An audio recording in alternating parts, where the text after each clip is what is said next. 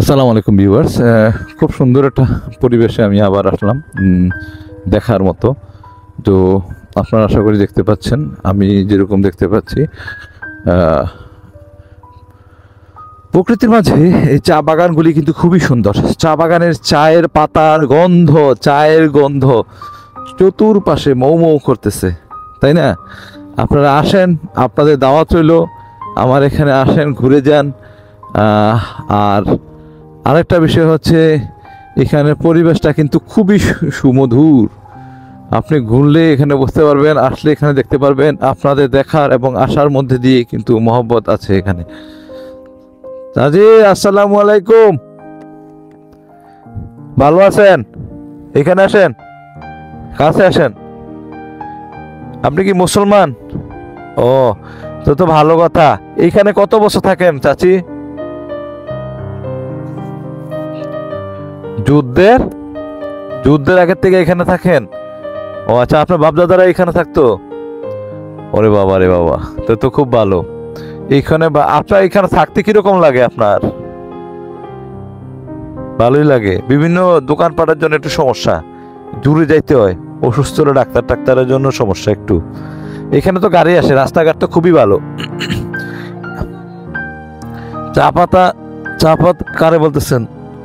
ও আচ্ছা, চা পাতা তো এখন তোলার সময় হয় নাই। এই দুইটি পাতার একটি কুড়ি তো এখনো হয় নাই।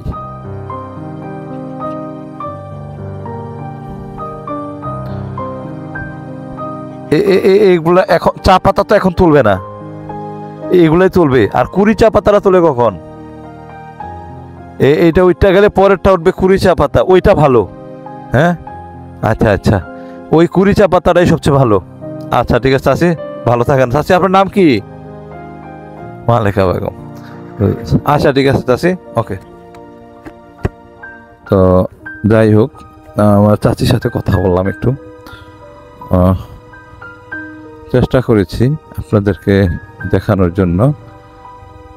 ভাই, রাস্তা কোনটা, এটা না ওইটা? হ্যাঁ,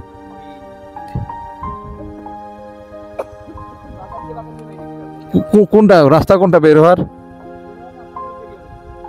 এটা না ওইটা? ও হুম, ও আচ্ছা, এটা দিয়ে সুন্দর না, এটা দিয়ে রাস্তা সুন্দর?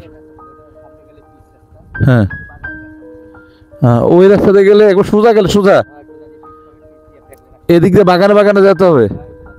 আচ্ছা, বাগানে বাগানেই যাই তো। ও, বাগানে বাগানে যাওয়ার জন্যই আমি ঠিক করেছি। দেখি, বাগানে বাগানেই যাব।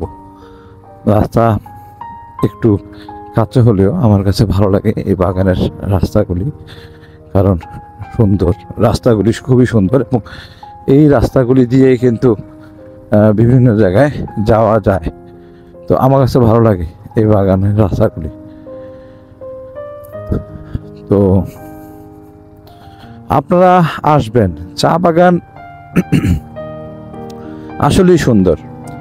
যারা প্রজন্মের পর প্রজন্ম বিভিন্ন সিনেমা, অনুষ্ঠান, ভিডিও, এগুলোতে কিন্তু চা বাগানের রাস্তাগুলি, চা বাগানগুলিকেই পছন্দ করে থাকে, তালিকায় রাখে। কারণ হচ্ছে চা বাগানের সৌন্দর্য, এটা কিন্তু বলা লাগে না যে কত সুন্দর।